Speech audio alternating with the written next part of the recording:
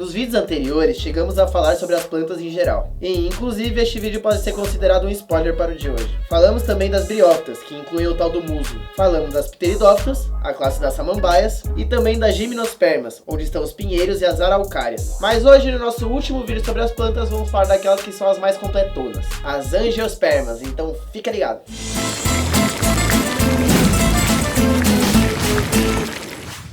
Quando eu disse um pouco antes que as angiospermas são as mais completonas, eu quis dizer que é a que tem mais elementos em sua estrutura. Isso porque as angiospermas possuem raiz, folha, caule, flor, fruto e semente. A raiz prende a planta ao solo e também realiza a função de absorver água e sais minerais do solo. O tipo de caule nas angiospermas é predominantemente aéreo, que realiza a função de sustentação da planta. E também possuem os vasos condutores, o xilema e o floema, para transporte de nutrientes e compostos orgânicos. As folhas realizam a fotossíntese, a transpiração e a respiração. E agora vamos às flores e frutos que estão presentes apenas nas angiospermas. Bom, falamos de forma mais aprofundada sobre essas estruturas no nosso primeiro vídeo da série. Então, para refrescar sua mente, vamos reprisar a explicação sobre a flor. Elas contêm pétalas, que são as folhas diferenciadas que atraem polinizadores, como eu já expliquei. Também contém as sépalas, que são parecidas com mini folhinhas verdes bem pequenas abaixo das pétalas. Possuem também uma haste que sustenta a flor e liga ela ao restante da planta.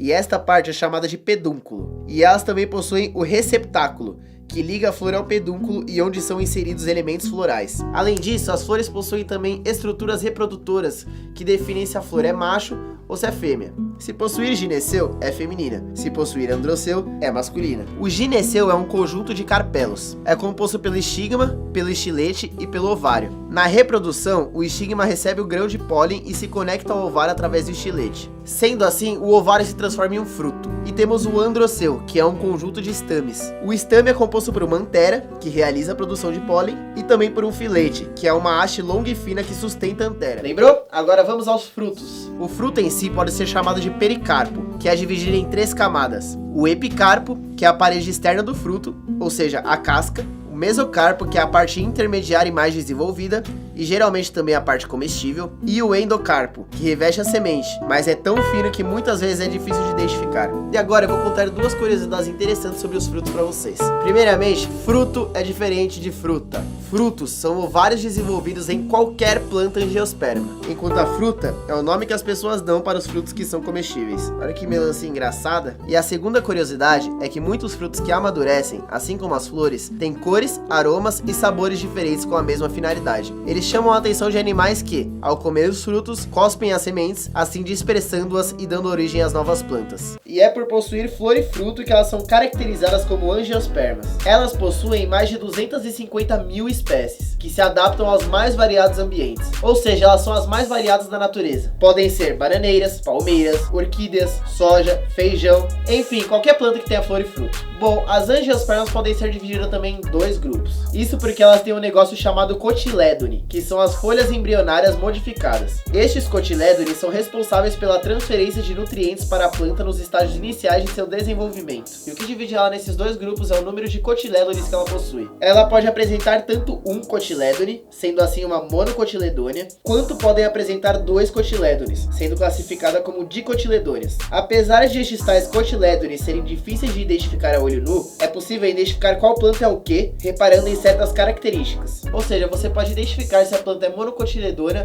ou dicotiledona, baseado na raiz, no caule, na folha ou até na flor. Vou começar diferenciando pela raiz. A raiz das monocotiledôneas são fasciculadas. Ela se degenera precocemente e surgem várias raízes do caule que vão se ramificando. Já nas dicotiledôneas, ela é pivotante, ou seja, existe um eixo principal, um pivô, do qual saem as ramificações. Agora vamos para o caule. No caule das monocotiledôneas, os vasos condutores são distribuídos de forma irregular, ou seja, o xilema e o floema ficam meio que tudo junto e misturado, tá ligado? Enquanto que nas dicotiledôneas, o xilema e o floema formam agrupamentos, sendo distribuídos de forma regular. Já pelas folhas, você identifica pela nervura. Sabe aqueles risquinhos que tem na folha? Então, essas são as nervuras, que contêm vasos condutores de seiva. Nas monocotiledôneas, as nervuras são paralelas, ou seja, elas são dispostas lado a lado. Já nas dicotiledôneas, as nervuras são reticulares, tendo um nervo central que se liga a uma rede de nervuras menores, um tanto quanto parecido com o caso das raízes. E, por fim, classifica-se pelas flores de acordo com o número de peças florais presentes em seu verticilo. Verticilos são basicamente basicamente o conjunto formado entre o cálice,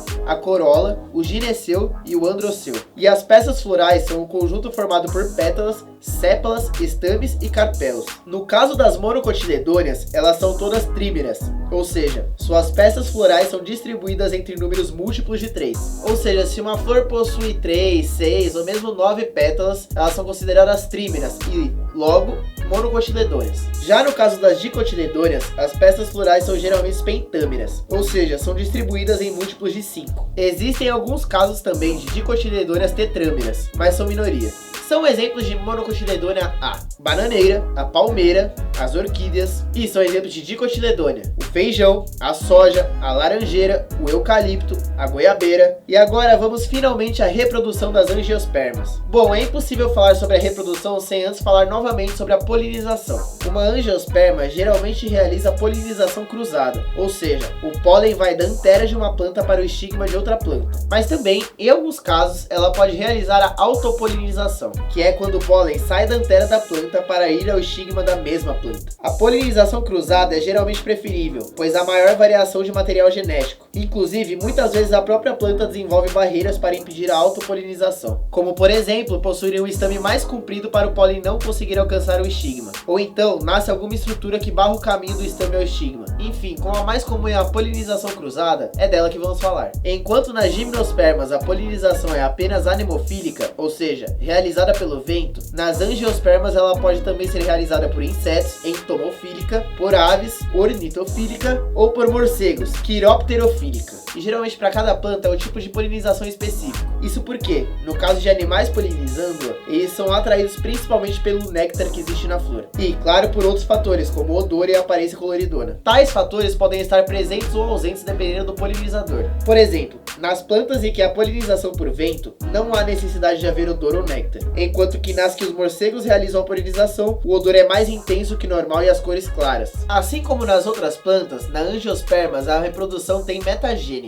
ou seja, duas fases distintas, o gametófito e o esporófito. Mas nelas o esporófito é desenvolvido enquanto o gametófito é reduzido. Na antera existem os sacos polínicos, onde são produzidos os micrósporos, por meiose, enquanto os megásporos são produzidos por meiose no megasporângio. Como vocês podem perceber, assim como nas gimnospermas, os esporos masculinos são pequenos e os femininos grandes, sendo chamados de micrósporos e megásporos respectivamente. Bom, um micrósporo sofre mitose e origina um grão de pólen que possui 2 núcleos. Já no megasporângio, existe uma célula diploide chamada mãe de megásporo, que sofre meiose e origina 4 células haploides. Dessas, 3 se degeneram e apenas uma permanece, que é o tal do megásporo. E este megásporo vai sofrendo meiose até que origina 7 células com um total de 8 núcleos. Dessas, uma é a oosfera, que é o tal do gameta feminino. Mais 2 células são chamadas de sinérgides, que ficam dispostas uma de cada lado da oosfera. E 3 antípodas, que ficam na base do saco embrionário. Além dessas, é formada uma grande célula localizada no centro, chamada mesocisto, que possui 2 núcleos.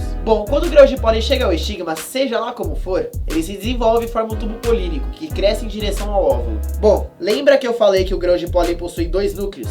Então, um destes núcleos controla o crescimento do tubo polínico. Já o outro núcleo sofre mitose e origina 2 núcleos gaméticos, que são os gametas masculinos. Quando o tubo polínico alcança o óvulo, um dos núcleos gaméticos fecunda a oocera, formando o zigoto, que se tornará um embrião. Já o outro núcleo gamético se junta aos 2 núcleos do mesocisto, formando uma célula triploide. Esta célula sofre mitose e gera o endosperma, que é meio que um tecido reserva da semente para proteger o embrião. Sendo assim, conclui-se que nas angiospermas rola um negócio chamado fecundação dupla, que é algo característico exclusivamente delas. Sendo assim, forma-se a casca dura da semente contendo o endosperma e o embrião, formando assim a semente propriamente dita. E a partir daí, os hormônios produzidos pelo embrião estimulam o desenvolvimento do fruto a partir do ovário. E o motivo dos frutos serem comestíveis e geralmente terem cheiro bom é justamente para dispersar a semente. Pois então, diversos animais vêm comer o fruto e acabam espalhando as sementes por aí, seja cuspindo elas ou extraindo pelas fezes. Então é isso aí, galera, finalizamos agora a nossa série sobre as plantas. Se você não acompanhou os nossos últimos vídeos sobre as plantas, briófitas, pteridófitas e gimnospermas, acompanhe porque vai te dar uma luz para entender isso daqui. Mostra pro seu amiguinho também que tá com dificuldade nessa matéria, porque pode ser que a gente possa ajudar eles, e é esse o nosso intuito. Deixa aí o seu like se você gostou. Se você não gostou, tem alguma dúvida, alguma coisa assim, algum comentário, comentário, alguma coisa a acrescentar, deixa aqui nos comentários que a gente lê, a gente sempre responde. Siga a gente também nas nossas redes sociais, estamos sempre postando ali no Facebook, no Instagram, e tá bem interessante, é só procurar lá, Canal Revisão. E se você quiser dar uma ajudinha financeira pra gente, acesse o apoia.se/canal Revisão, porque ia ser de uma grande ajuda, de coração. É isso, valeu!